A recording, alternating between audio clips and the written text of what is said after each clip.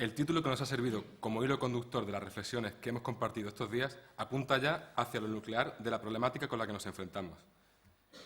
Que la filosofía pueda encontrarse en una determinada situación de crisis en medio del conflicto entre fuerzas antagónicas e irreductibles trae a primer plano la peculiar tarea que se le plantea. Que la filosofía pueda verse interpelada a tomar posición sobre la tarima tensa y crepitante del escenario de nuestro tiempo no hace sino acentuar su estricta actualidad.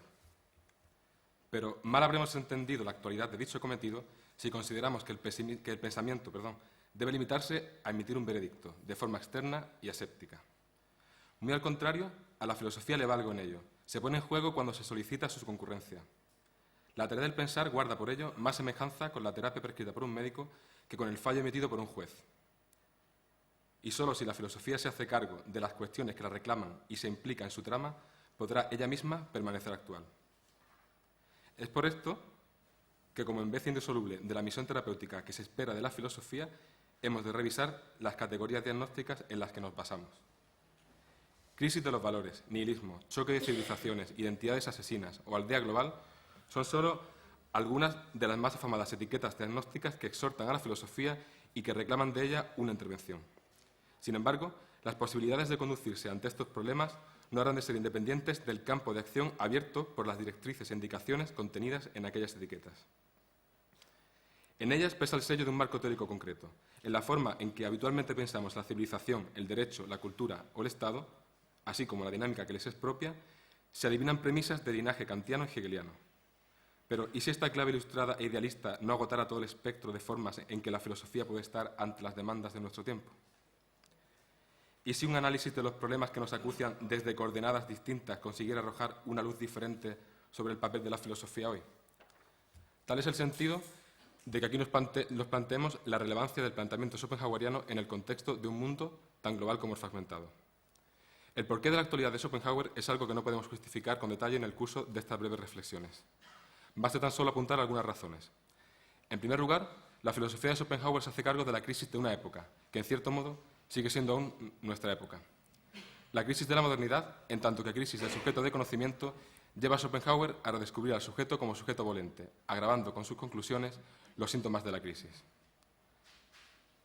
Los siglos XIX y sobre todo el siglo XX han sido testigos de este proceso de desintegración y de creciente malestar en la cultura.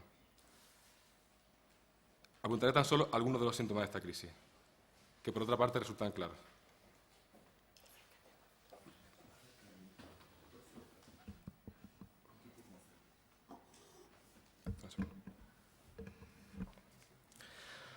Como decía, algunos de los síntomas de esta crisis son, por citar solo algunos, en el terreno axiológico, la fragilidad del bien, como ha señalado Martha Nussbaum, la problematización de los valores y con ello la banalidad del mal, como apunta Hannah Arendt. En el campo de la gnoseología, la desmembración del conocimiento en múltiples compartimentos estancos y el sesgo técnico que impide ir más allá de lo puramente cuantificable. En cuanto a la metafísica, el desfondamiento de la realidad conduce a la pérdida del sentido. En el campo socioeconómico, los tropiezos del modelo consumista capitalista resuenan libremente por todos los rincones del mundo global. Y en el campo religioso, el desencuentro entre pretensiones universalistas que se blindan ante la posibilidad de un diálogo que es visto como contaminación. Ya pensadores como Nietzsche, Ortega, Horkheimer o Camus, por citar solo algunos de los autores ya clásicos, consideran que la obra de Schopenhauer, lejos de acertar con sus recomendaciones, había incidido en problemas esenciales que la filosofía no puede volver a obviar. El legado de Schopenhauer nos ha enseñado a pensar desde las coordenadas de la corporalidad, a tomar conciencia de los peligros de un egoísmo radical, a ver en el sufrimiento la divisa universal de una existencia en bancarrota, pero sobre todo, el pensador integral, aquel que no enseñara más que un único pensamiento, nos ha enseñado a dudar de las garantías de una razón que se autopredica como razón última. Consideremos, en segundo lugar, la relación antagónica que se estableció entre Schopenhauer y Hegel, por la que a ojos de sus contemporáneos el pensamiento de Schopenhauer no resultó más que un pensamiento a contratiempo y fuera de lugar. Pero lejos de los desencuentros biográficos, de las disputas que no trascienden el ámbito de lo psicológico y de las desavenencias que no van más allá de lo meramente anecdótico, lo que constituye el verdadero espesor de la distancia que separa los planteamientos respectivos de Schopenhauer y de Hegel es un desacuerdo de profundo calado filosófico que puede simbolizarse en su divergente concepción del Estado. Me propongo, por ello, siendo consciente de las limitaciones que un formato como este imprime al tratamiento del tema, rescatar solo algunas claves schopenhauerianas con la intención de no ya revisitar, como cada vez más frecuentemente, no sin cierta estridencia se apunta hoy en día, sino de reconsiderar, de volver a pensar, meditar y reflexionar con atención y cuidado algunas de las señas de identidad más destacadas de nuestro mundo, del mundo de la globalización de la crisis y de la crisis de la globalización.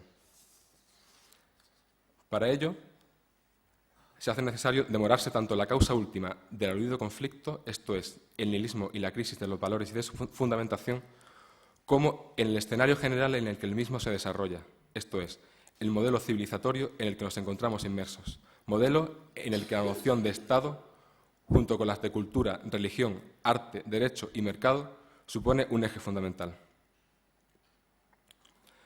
Aunque el nihilismo no se hizo objeto explícito de la reflexión filosófica hasta que Nietzsche reconoció en este inquietante fenómeno el hilo conductor de su pensamiento, en el espíritu de la filosofía de Schopenhauer ya se aprecia la impronta de una experiencia tan decisiva y característica de nuestro tiempo como es la experiencia del nihilismo. No resulta sencillo señalar en qué consiste el núcleo de este fenómeno.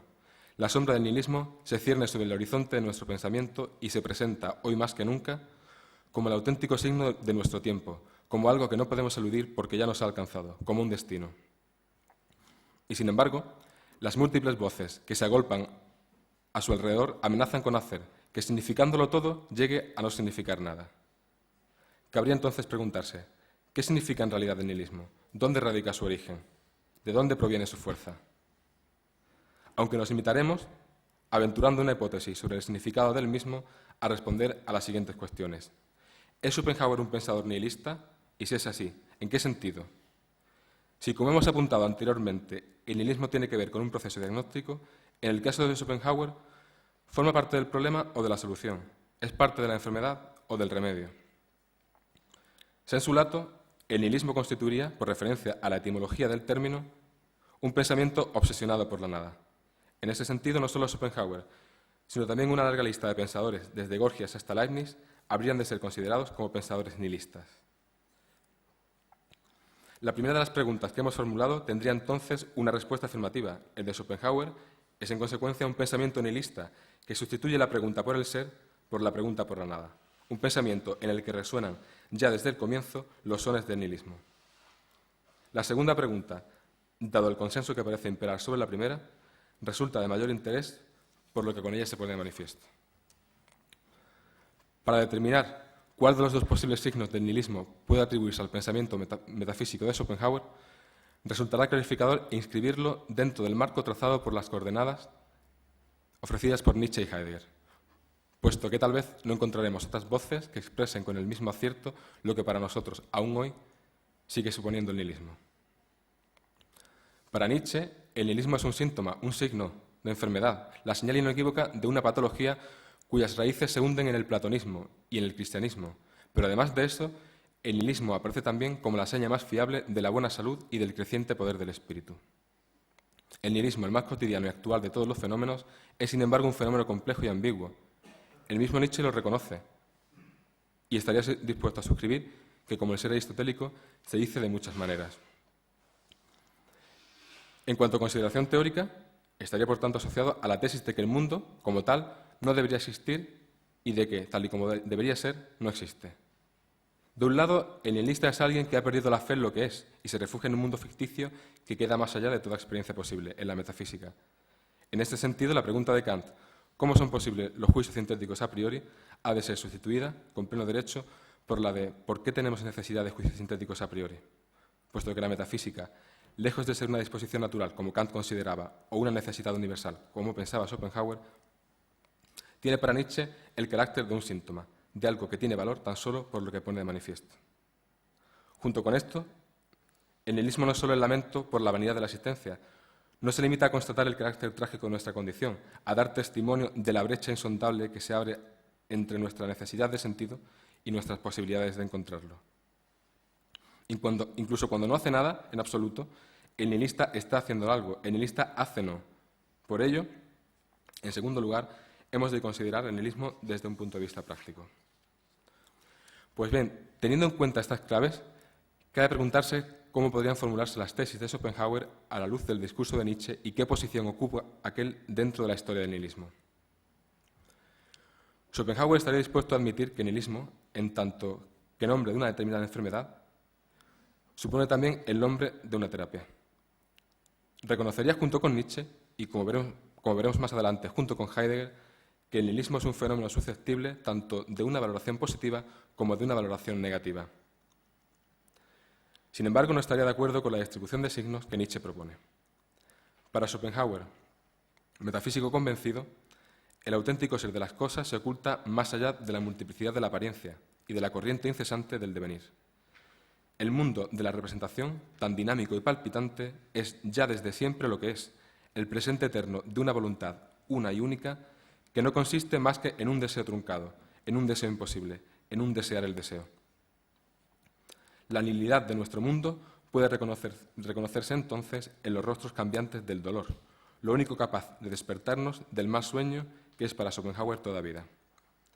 Hundir el ser en la nada para dejar que de la nada emerja el ser. He aquí la única vía de salvación posible. Solo un camino está permitido en el esquema metafísico de Schopenhauer, el paso de la afirmación a la negación de la voluntad de vivir, el tránsito de la nada del ser al ser de la nada, la marcha de la enfermedad, la vida y los incurables males que acarrea a la salud, a la esperanza incógnita de la nada. El camino, en definitiva, que va desde un nihilismo de signo negativo a un nihilismo de signo positivo. Schopenhauer asentiría en suma, por tanto, ante la condena de Nietzsche contra el nihilismo teórico. No obstante, para él sería inaceptable un nihilismo activo. En el marco de la metafísica de la voluntad que Schopenhauer elabora, siguiendo los pasos de la crítica kantiana del conocimiento, no queda espacio alguno para una realidad que deviene, para una voluntad que crece y que llega a ser lo que se es. Semejante construcción no haría más que aumentar las expectativas de satisfacer nuestros deseos, aumentando con ello tan solo nuestro sufrimiento. La plenitud fisiológica no llevaría más que a afirmar, con más ahínco, aún si cabe, la voluntad de vivir.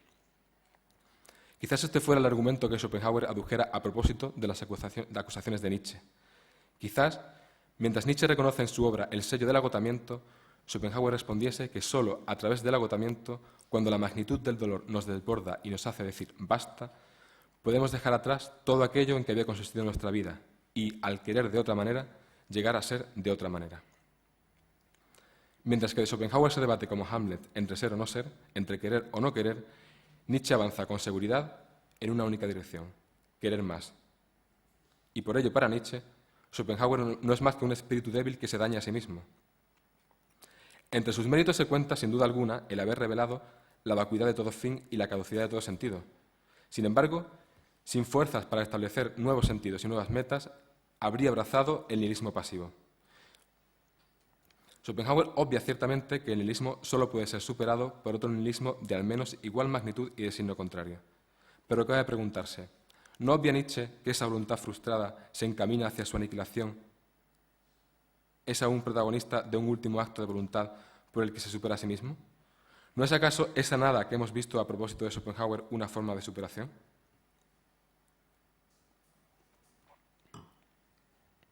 Por su parte, al igual que Nietzsche, Heidegger reconoce dos sentidos del término nihilismo, como enfermedad y como remedio, como problema y como solución, y que tendrían que ver con la actitud que se adopte ante la referida pregunta por la nada.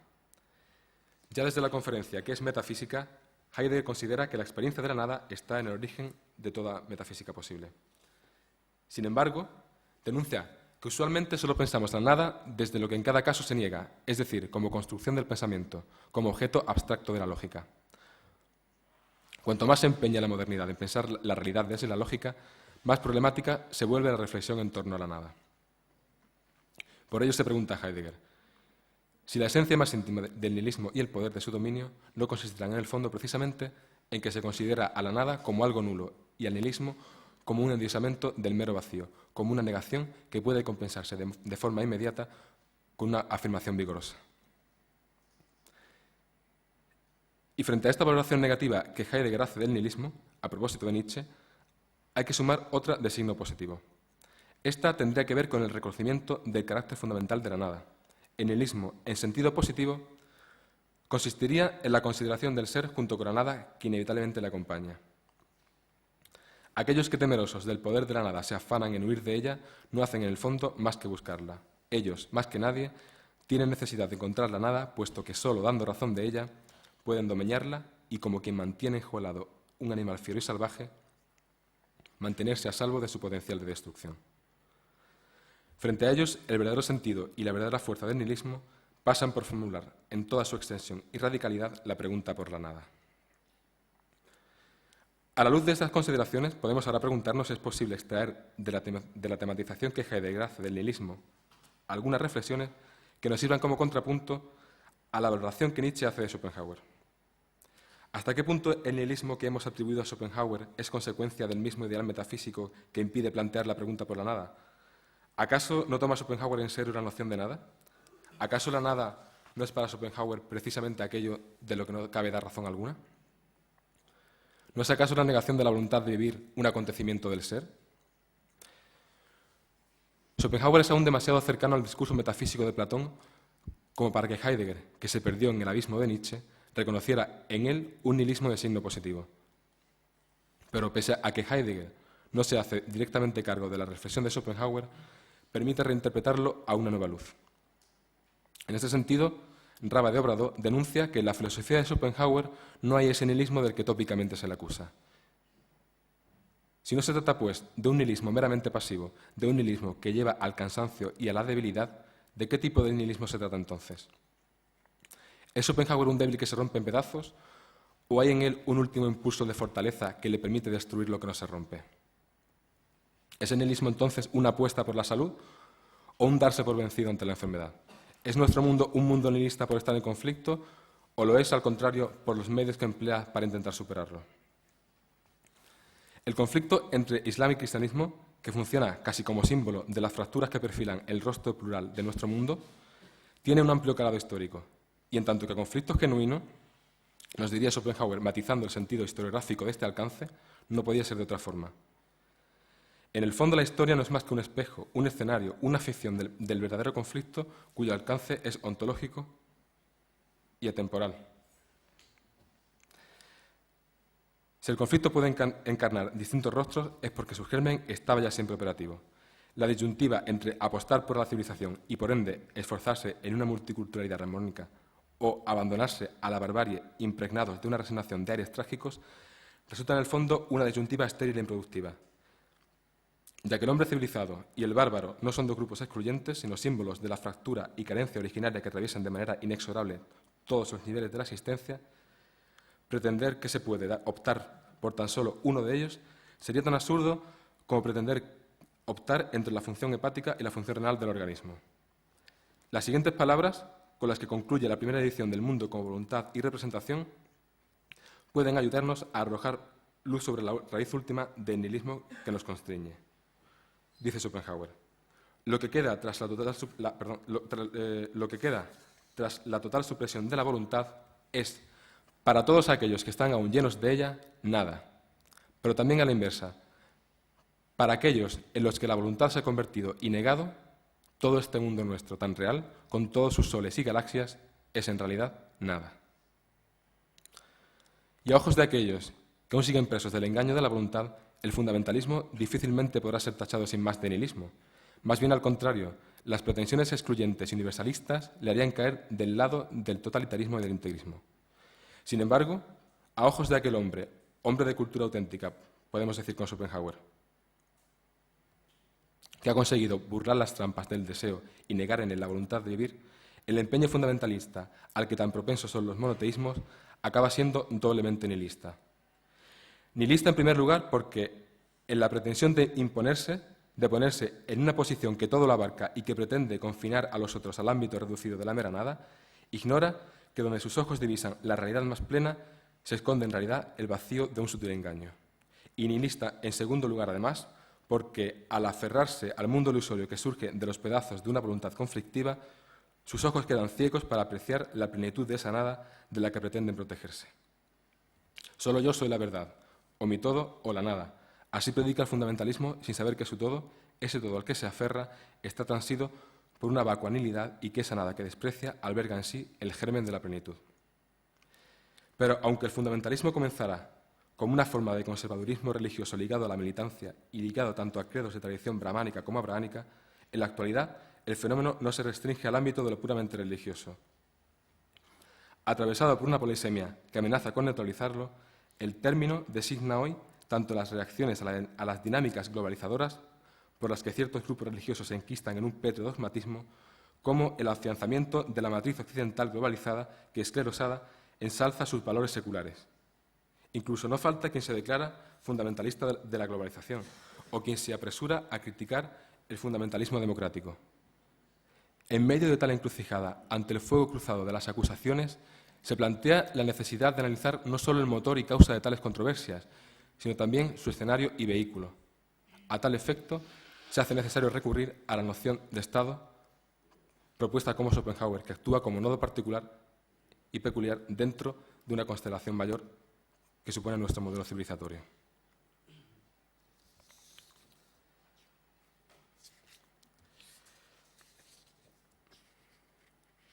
Pues bien, el Estado, lejos ya de obedecer platónicamente a una teología del bien, lejos del panorama del idealismo alemán, donde tan solo representa el fin último de la idea como realización material de la razón, posee para Schopenhauer un linaje bien distinto, al ser el resultado de un autocensurado egoísmo.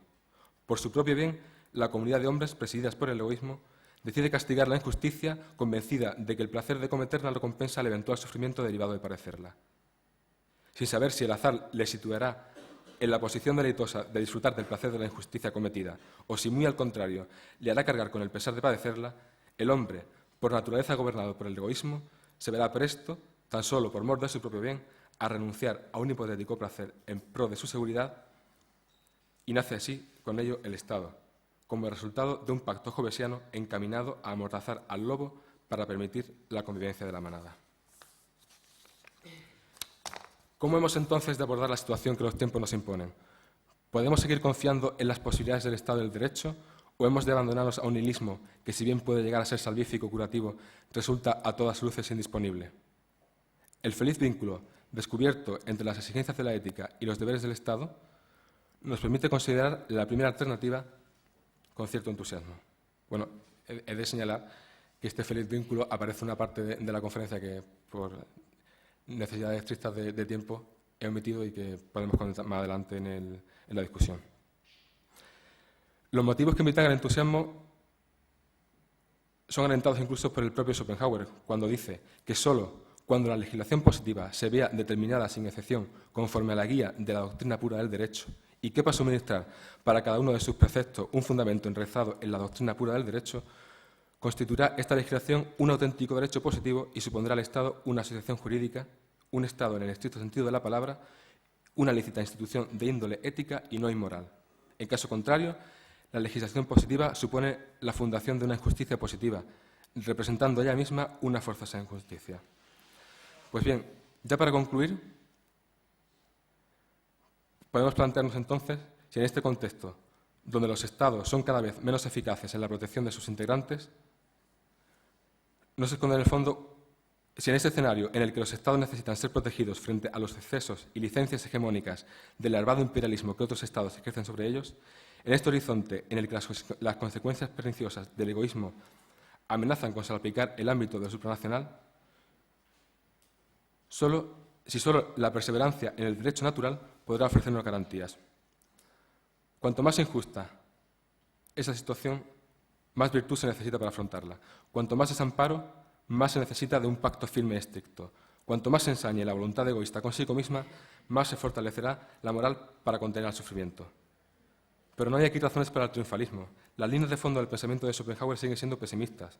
La fractura original de la voluntad, por la que lo noble y lo ruin habitan ya desde siempre en nosotros y nos hacen pendular entre el sufrimiento y el aburrimiento, cierra la vía a toda posible solución definitiva apelando a las virtudes del Estado. Solo la negación de la voluntad de vivir podrá superar de forma definitiva esta necesidad y eliminar el conflicto de manera permanente. Solo el artista, el santo y la asceta podrán, en algún momento y bajo ciertas condiciones, gozar de la dicha de la redención definitiva.